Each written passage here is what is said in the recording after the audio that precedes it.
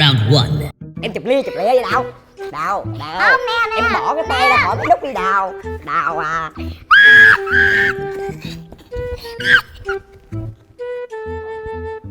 Ngon khiếp. Trời cái mặt em hết màn hình luôn nè, sao mà anh vô Cái đây? mặt thì tàn khắp nơi là Kim Đào. Xác nhận Kim Đào 1-0. Yeah. Round 2.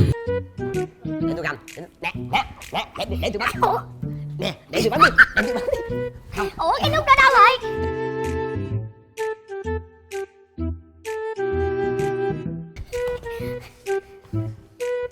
Quá dễ dàng mọi người ơi. Cuộc thi này nó dễ dàng quá. Final round.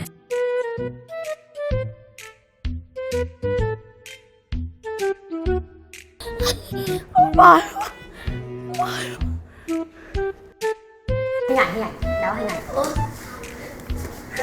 3-0.